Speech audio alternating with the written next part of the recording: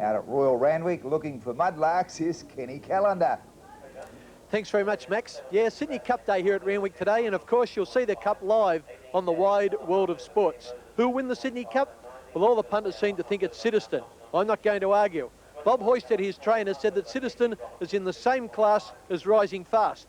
Now, in 1954-55, when Bob Hoisted strapped Rising Fast, he won 2 Caulfield Cups, a Melbourne Cup, ran second in another Melbourne Cup and won a Cox Plate. That's what you call good form. If Citizen's half as good as that, we may as well queue up and collect now. The way he's won his last 2 starts, the BMW International and the Queen Elizabeth Stakes, well, he probably should win too. The first race we're doing live today is the Frank Packer Plate for 3-year-olds. I like TAB number 1 Stargazer. He looks the best bet of the day, but unfortunately he won't be at flash odds. He'll be ridden by Mick Dittman. In race 5, the all-age stakes, I like number 11 Shaftesbury Avenue.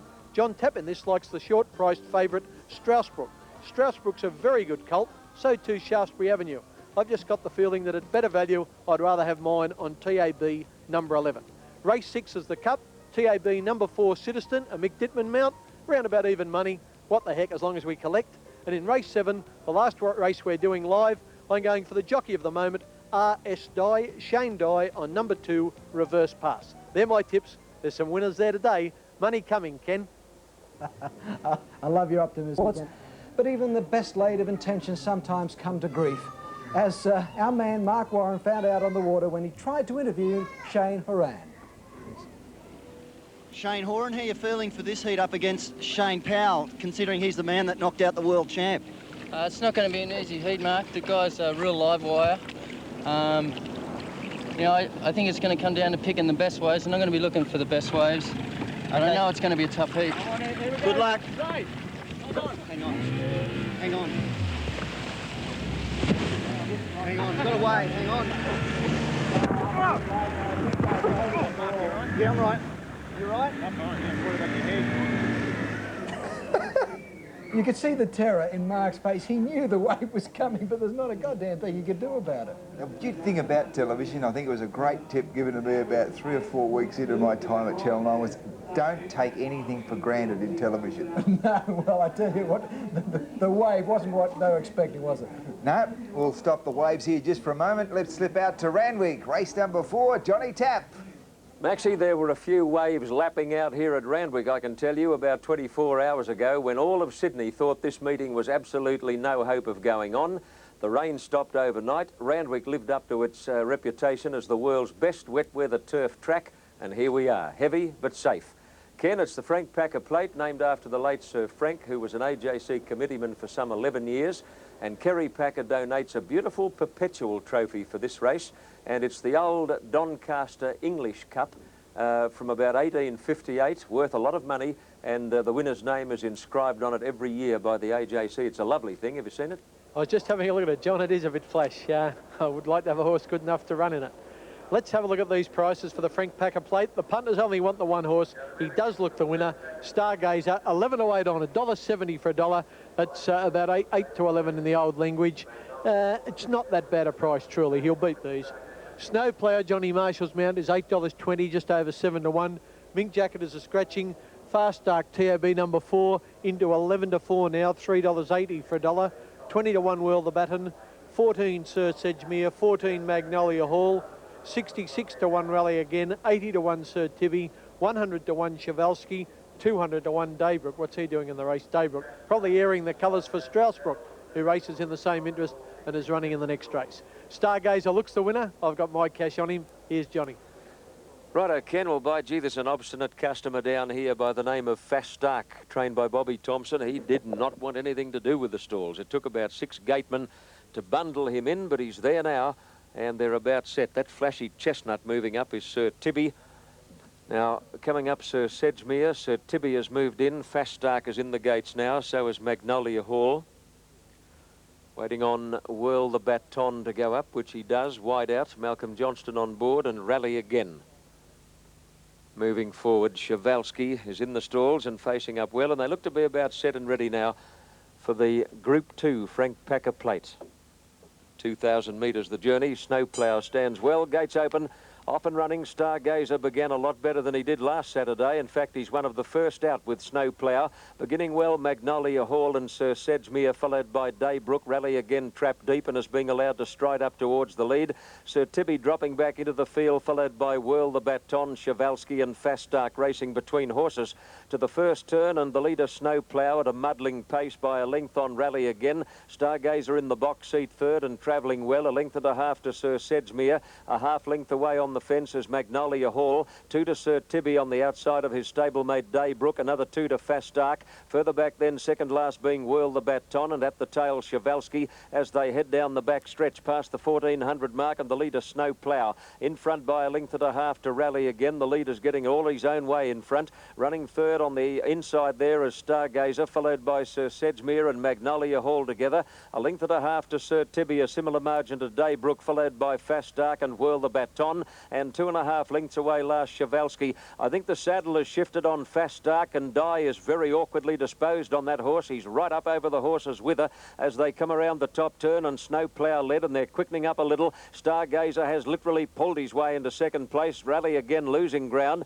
Then Sir Sedgemere, Magnolia Hall, Sir Tibby taking closer order, followed by Whirl the Baton. Daybrook on the fence, a gap to Fast Dark with Dye almost sitting on his head, and Chevalsky on the outside as last as they come to the 600 mark, and they're packing up very suddenly. Snowplough just led Stargazer, 3 deep Sir Sedgemere, 4 deep Rally again. Just behind those as they come to the home turn, Magnolia Hall, and then Sir Tibby, followed by Whirl the Baton, Daybrook and Fast Dark, and Chevalsky last as they turn into the straight. Stargazer cantered up on the outside of Snowplough, and Stargazer went to the lead coming over the rise. They've quickly raced 4 in front of Sir Sedgemere, and then Magnolia Hall followed by Fast Dark and Daybrook, but Stargazer left them standing at the 200. He looked to be head and shoulders above these horses, and that's the way it's going to turn out. He'll win by a minute, Stargazer. Stargazer increasing his lead with every stride as Dittman clicks him up in the last bit, has a peep over the shoulder, puts on the brakes and coasted in by 5 lengths to Snowplough. Fast Dark has run third, followed by Sir Sedgemere, then Whirl the Baton and Daybrook, Sir Tibby, followed by Magnolia Hall, well back Rally again, and Chevalsky is last in the Packer Plate of 1990. Well, Stargazer looked a graded certainty and won like one. Number 1, Stargazer, $1.70 and $1.20. Second, Snowplough to pay $1.70. And third, number 5. I thought Fast Dark had run third, didn't it? Eh? Whirl the Baton, did I? Yeah. Anyway, Stargazer first. I wish that I could see a replay here. I just can't recall what I call second and third. But Stargazer, an easy winner. Ken, can you remember? Run third for sure. Fast Dark, Shane Dye's mount. He I know you hold the horse up, but he give the leaders an unbelievable start in a race like that. Stargazer was never going to get beaten, and Fast Dark was never going to run second. Far too good, the winner. John, I wish everything I back won that easily. Good on you, Keno. Numbers 1, 2, 4. Stargazer first, Snowplough second, Fast Dark is the official third. And that's the way it is on the Frank Packer Plate. The next is one of the highlights of the day, the All-Age Stakes at 3 o'clock. Well, everybody's heard about the bird. Bird, bird, bird. The bird's a winner. Well, a bird, bird, bird. Bird is a winner. Well, a bird, bird, bird. Well, a bird is a winner. Well, a bird, bird, bird. The bird's a winner. Well, a bird, bird, bird. Well, a bird is a winner. Well, a bird, bird. The bird's a winner. Well, a bird, bird, bird. The bird is a winner. Well, a bird, bird. Correct numbers 1, 2 and 4. They are Stargazer, $1.70, $1.20, Snowplough, $1.70, and Fast Dark, $1.30. Kenny Callender has a tip for Sydney Race 5. It's number 11. That's the choice, Shaftesbury Avenue. Good luck, punters.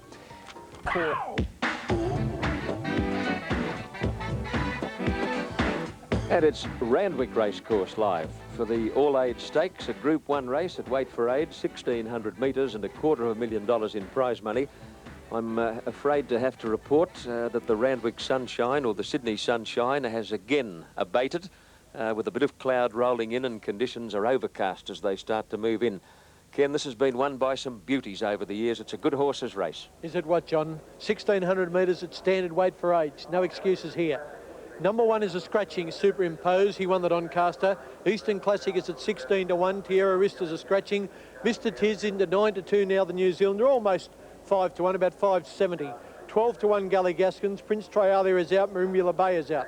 25 to 1 Irish Clipper, 6 to 1 Our Grey Invader. She's got a chance too on the Doncaster run. Strasbrook at 10 to 9 on. He's the hot pot. Hello. He's out to evens now. And Shaftesbury Avenue, I give him a chance of knocking over Strasbrook. I've tipped Shaftesbury Avenue. He's now down to 3.5 to 1 into about 3 to 1. $4.10 now. Nose diving on the tote and out to 10 to 9 against the favourite Strasbrook. Off and running. Here's John. Gally Gaskins is about the first out. Shaftesbury Avenue began well, and so did Eastern Classic. Nobody's desperate to lead though. Strasbrook about fourth when they get going, followed by Mr. Tiz and Irish Clipper, with Our Grey Invader dropping out to be last of the 7. Gally Gaskins revelling in the soft ground, drew to the lead at the end of 300 metres by about 2 lengths on Shaftesbury Avenue. Campton's not going to let them get too far away. Strasbrook is up on the outside of Eastern Classic, and Irish Clipper moving up even wider, and then Mr. Tiz and Our Grey Invader last, but only 6 lengths off the lead as they go around that first corner at a pretty good gallop. And Gally Gaskins led by 1.5 lengths to Irish Clipper. Shaftesbury Avenue and Eastern Classic and Strasbrook behind them, only 4 lengths off the lead, and then Mr. Tiz and Our Grey Invader last of the 7 as they go over the crossing at the 800 mark, and Gally Gaskins being pressured by Irish Clipper. Shaftesbury Avenue in third place on the outside of Eastern Classic. Strasbrook is a length away, going easily as they come to the 600 mark, followed by Mr. Tiz and Our Grey Invader. Lost a little ground as they started to sprint at the 600 mark, and Gally Gaskins again just led Eastern Classic and Irish Clipper. Campton allowing Strasbrook to stride up on the outside of them as they come around the corner, and then Shaftesbury Avenue followed by Mr. Tiz and Our Grey Invader. Into the straight at the 400 mark, Gally Gaskins, Eastern Classic. Strasbrook on the outside. Campton hasn't gone for him yet. Shaftesbury Avenue, wide out's going to make him race as they top the rise, where Eastern Classic just led from Shaftesbury Avenue. Strasbrook in the middle, not getting a lot of room. Shaftesbury Avenue, Eastern Classic and Strasbrook in the centre. Campton's got to go for Strasbrook. Shaftesbury Avenue, Eastern Classic fighting back, might beat them all. Eastern Classic, the 7-year-old, in a boil-over. Eastern Classic came away on the line to beat Shaftesbury Avenue. Strasbrook third. Didn't get a lot of racing room in the straight, followed by Gally Gaskins, Our Grey Invader, and then Mr. Tiz, and tailed off Irish Clipper. Oh, he didn't seem to relish being stuck in between horses, Strasbrook. They had him tight.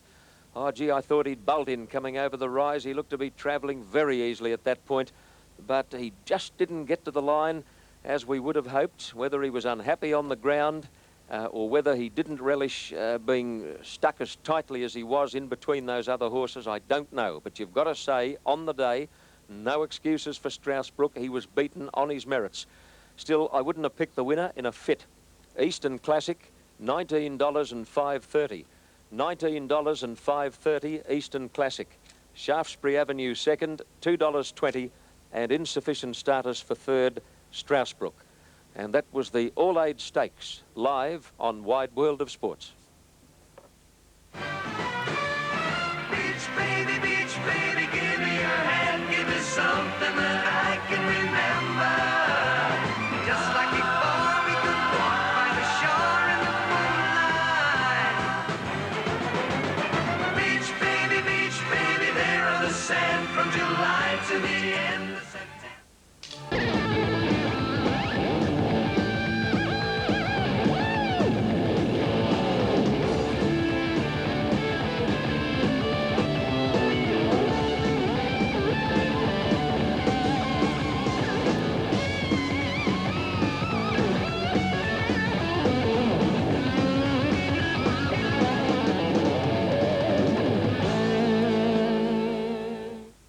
Live, Sydney, at Royal Randwick, and let's check the results now in the New South Wales TAB Dividends. The All-Age Stakes, run over 1,600 metres. The correct numbers, 2, 11 and 10. Eastern Classic paid $19.530. Shaftesbury Avenue, which was Kenny's tip, came in second, $2.20. And Strasbrook running third, but not enough runners in the field for that third dividend.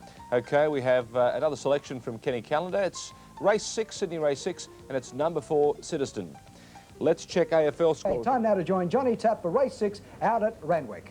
And it's the Sydney Cup of 1990, one of the smallest fields on record, with only 9 to go around. Lord Highbrow is out, Discovering is out, and the first prize is $408,000. And the horse expected to cart it off is Citizen, owned in Tasmania, trained in Melbourne, so he's a cosmopolitan sort of a horse, Ken. He certainly is, John. He's a very, very good horse. He's at short odds on the tote at the moment. He's showing $2.20, but that'll come into around about even money. There'll be plenty of late money for the top horse, Citizen, which incidentally is named by combining the words Sydney and Launceston. I learn something every day. Number 1, Kosh King, is at 16 to 1. Number 2, Flying Luskin, a 2-mile winner in New Zealand, is at 20 to 1. Lord Highbrow was scratched because of the heavy conditions. Citizen, I've got him there at evens. He probably shouldn't pay any worse. 5 to 1, King Aussie. 6, Palace Revolt, getting out now. Make that 6.5 to 1, 13 to 2. She's showing $7.50. She won this race last year on a possibly heavier track than this one even. 10 to 1, Savoy, come over from New Zealand during the week. They say he can stay all day. Well, he's out to 11 to 1 now. Shallier, Shane Dye's right. He's winning everything. Under the odds, probably on the tote, paying $6.20, just over 5 to 1. Semstar, a winner here on Monday at 25 to 1. Garner at 33 to 1. The Bart Cummings runner Discovering was scratched this morning. As John said, a little bit disappointing, only 9 runners, but a bit of quality with Citizen. Good, Ken. One of the former Sydney Cup winners who could certainly stay a distance not only in a race but also in lifespan was a horse called Zingalee, who won the Sydney Cup in 1964. My colleague Jeff Marnie was just telling me that old Zingalee died this week, and he must have been 30 or 31 years of age. Old Zingalee, winner of a Sydney Cup from long, long ago, ridden by a little bloke called David Royal, who's now in the harness racing sport.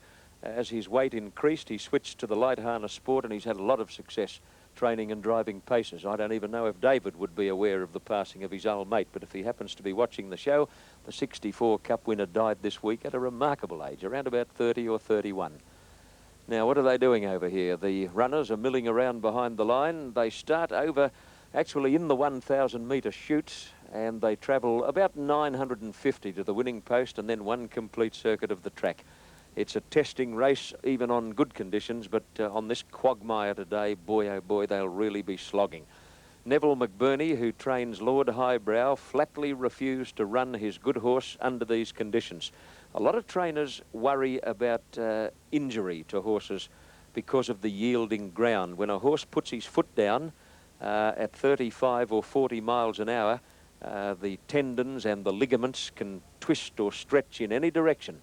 It's an unpredictable thing, and it can cause breakdowns and injuries quite readily, and that's the reason Neville McBurney didn't want to run Lord Highbrow, even though the old horse is very good as a rule on rain-affected tracks. But this is very heavy. Now, Kosh King and Saveur move into the stalls for the Sydney Cup. 5 of the 9 runners are New Zealand bred, and even though Flying Luskin is Australian bred, he's done most of his racing in New Zealand. So it's a real Kiwi field, Kiwi influence. Palace Revolt, who won the race last year, is about to move into the gates ahead of Shallier. Garner, not yet ready. So we've got a couple of mares in the field, haven't we? Palace Revolt is a mare and Shallier is a mare. So good luck to the old girls. I hope they cover themselves with glory. Palace Revolt won it last year, so she's probably done enough.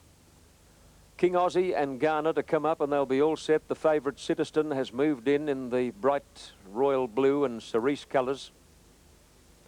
King Aussie is one of the, let's say, most common-looking horses to ever cross the Tasman. He's the ugly duckling of the field.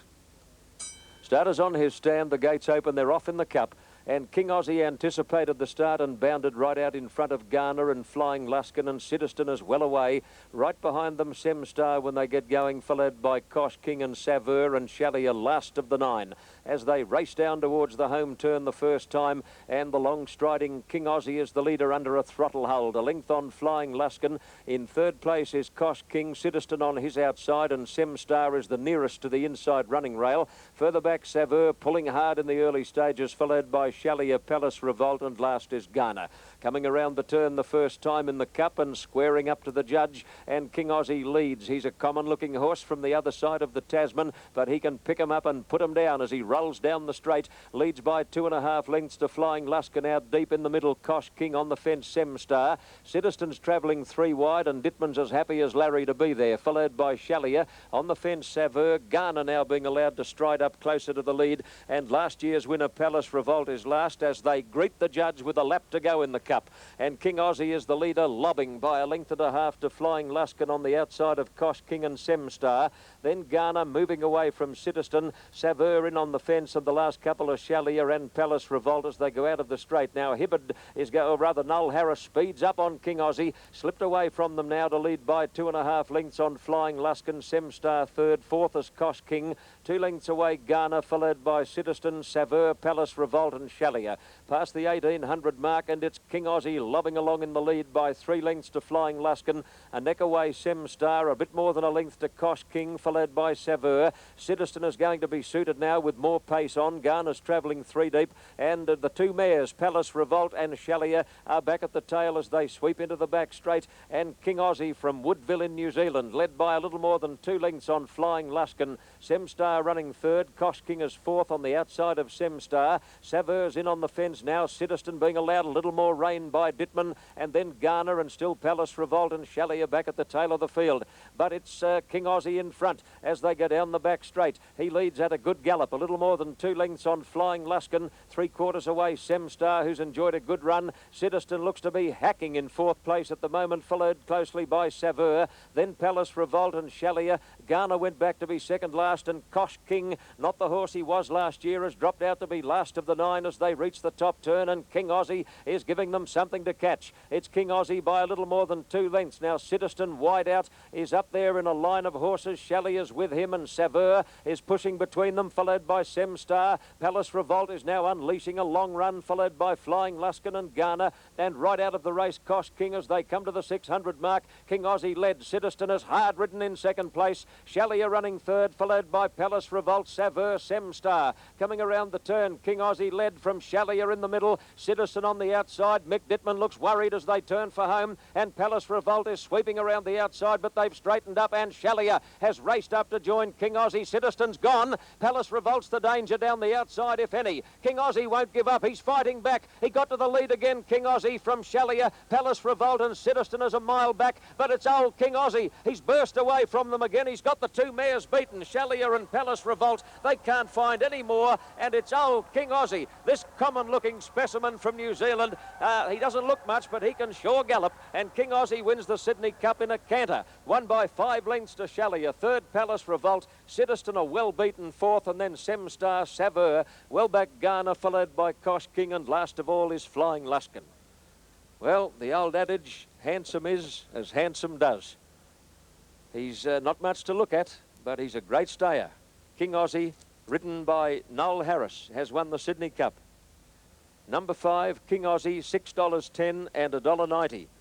Chalier, RS Dye second, a place dividend of $1.50, and Palace Revolt, K. Moses third, a place dividend of $2. Well, Ken, Mike Tyson proved that you don't have to be a good sort to be a champion. I think he used to scare him. But King Aussie was far too good. He was always travelling well in the lead. Citizen was travelling okay too, but soon as Dittman put him under pressure, he wasn't. And Chalier went straight past him on the inside. That's Chalier now closest to King Aussie. King Aussie leads about 2 lengths from Chalier, another length and a half to Palace Revolt, and that's the closest these two got, because from here home, King Aussie, Noel Harris, New Zealand's top rider in the saddle, just increased the margin. It's now 3, going to 4. Actually, Daylight finished second. There's a big gap there. King Aussie absolutely bolted in on the heavy track. I'd call that about 5.5 lengths, if not more, from Chalier, with Palace Revolt another 2 lengths away in third place. John, no excuses for the others. As you said, handsome is as handsome does. Good on you, Keno, and a track like this is a great leveller, and it was just too much for Citizen, but King Aussie, well, you know what they say about these old New Zealand stayers, born in a thunderstorm and reared in a swamp. And you've seen him win the Sydney Cup on Wide World of Sports. And that's why everybody wants a piece of the action. Everybody needs a main attraction, yeah. I got what everybody needs, satisfaction guaranteed. And everybody wants a piece of the Chalier, $1.50, and Palace Revolt, $2. Kenny Callender has a tip for Sydney Race 7. It's number 2, Reverse Pass. 4 AFL matches. Okay, Ken, thank you to Randwick for the James Carr Stakes. 3-year-old fillies, a handful to come up, Keno. You'll just have time to fly through that tote board, old mate. I've got my eye on them, John. Perfect Evening with Scratch. Reverse Pass, she's my tip. Much longer with bookies, only 5 to 4 on the tote. A very niggardly tote price. 16 to 1 Proudly, and Tellier was scratched. 6 High Pitched, 4 Little Girl Dance, Mick Dittman riding it instead of Jim Cassidy. 11 to 2 Miss Uvana, good money for her in the ring. 40 to 1 Raise a Million, Queen Zenobia is a scratching. 15 to 1 Miss Haughty, Purify good odds 25 to 1, 20 Painted Blue, 200 Lawara, 80 Flashing. They're about to jump. Here's John. Good, Ken. One to come up, La Warra, Neil Payne's mount. And once that filly gets in, they'll be ready to fly on this heavy track at Randwick, clouding over. Although still a fair lot of blue overhead and certainly no rain forthcoming at the moment. And I think Sydney siders wish it to blaze us for quite a long time to come. Now La Warra moves in to complete the line, and they're boxed and ready to go. Starter getting onto his rostrum. Proudly, the inside runner, the gates open, they're away. Good start. Proudly anticipated the start and bounced right out in front of Purify. High Pitched as well away. Reverse Pass got into trouble and went straight back to be last in the early stages. Proudly is in front when they get going. Crossing from the outside, Flushing. Purify handy with Miss Uvana, followed by Miss Haughty. La Warra's out deep, and then Raise a Million, Painted Blue, High Pitched, and a good way back, Little Girl Dance. And Reverse Pass after getting a check as last, but she's not all that far off the lead. Around that first turn, and Proudly is the leader. In second place on the outside, Flushing, closely followed by Raise a Million and La Warra. Miss Uvana is pushing through, and there's a heap of leaders. Purify's up there also. Painted Blue next, followed by the grey Miss Haughty. High Pitch behind those, followed by Little Girl Dance, and Reverse Pass is last. No more than 6 lengths off the lead, and Dye's going to try and thread his way between them. Past the 600 mark as they near the turn, and Proudly with the inside running just led to Miss Uvana. Purify is there. Flushing is dropping off quickly. Raise a Million out wide, followed by Miss Haughty, and Reverse Pass is going to get up on the inside of a bunch of them here as they turn for home. Proudly led over the rise from Miss Uvana, followed by Miss Haughty. Raise a Million, Little Girl Dance down the extreme outside, and Reverse Pass under pressure, not doing enough at the moment to the 200 mark. It's Proudly, Miss Uvana, wide out Little Girl Dance, the grey Miss Haughty, and Reverse Pass on the inside. Miss Uvana hit the lead close to home. The grey filly Miss Haughty trying to pick it up. Miss Uvana's in front though. She's drawing away on the line, and Miss Uvana beat Miss Haughty. Third's close, the stablemates Reverse Pass, all Little Girl Dance wide out. Proudly close up, followed by Raise a Million, Painted Blue, Purify. A long way back, La Warra, followed by Flushing, and High Pitched pulled up a distant last. And looks rather distressed too, Wayne Harris's mount, High Pitched at the tail of the field. These heavy tracks can knock him about badly.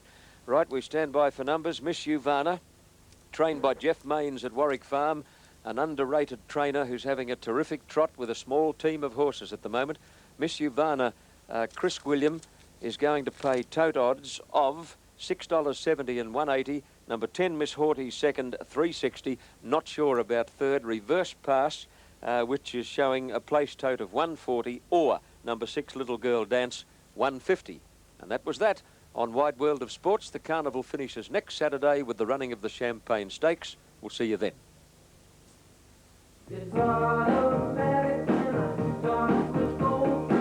Metres at Randwick. The correct numbers, as you can see there, 7, 10 and 2. Miss Uvana, $6.70 and $1.80. Miss Haughty, $3.60, and Reverse Pass coming in there in the photo, $1.40. All right, now in AFL... Autumn Carnival continued today at Randwick in Sydney. We start with race 3, the Bradshaw Hallmark Stakes. The track was heavy, and the favourite Diodor at 9 to 4. Strongly in the second placing, and Star Maverick is joined and headed by Digger Starkus with Durdor threatening danger. It's Digger Starkus and Durdor who takes the lead away from Digger Starkus. Regal Harry's on the inside, and they're followed by Star Maverick, but Durdor has the lead over Digger Starkus with about 130 to go. Durdor in front of Digger Starkus, who's battling on well, but it looks like Durdor, and Durdor is forging away to win it well. Durdor has beaten Digger Starkus. I'd say the third prize would go to Regal Harry. The favourite number 6, Diodor, home at 9 to 4, ahead of number 3, Digger Starkus. Regal Harry third at 11 to 1. Now to race 4, the Frank Packer Play. As they move down with about 200 metres to go, and Stargazer well in front, about 3 lengths over Snow Plough. Fast Arc is getting through along the inside of Sir Sedgemere is holding third. It's a matter of how far with Stargazer, and Stargazer will race home to win it easily. Stargazer won by 5 lengths, Snow Plough second, Fast Arc third, and then Sir Sedgemere followed by Whirl the Battle. No problems for Mick Dittman guiding the favourite Stargazer home at 13 to 8. Then came Snowplow at 8 to 1. Fast Dark at 11 to 4 coming in third. Still at Randwick, race number 5, the all-age stakes. Good runs, and shortly after, wide out Strathbury Avenue in front of Strasbrook with Galligaskins and Eastern Classic kicking again, and then Mr. Tiz. Shaftesbury Avenue has the lead, but Eastern Classic's kicking again on the inside. It's Shaftesbury Avenue. Eastern Classic hit the lead near home and will win running away. Eastern Classic has beaten Shaftesbury Avenue second. Strasbrook is third, and they're followed. A good win by Michael Clark on Eastern Classic at 30 to 1. Shaftesbury Avenue second, and the favourite Strasbrook third at 5 to 4. Now to race 6, the Rich Sydney Cup. Palace Revoltas finishing well. King Aussie takes the lead away from Chalea halfway down the straight. This is going to be awfully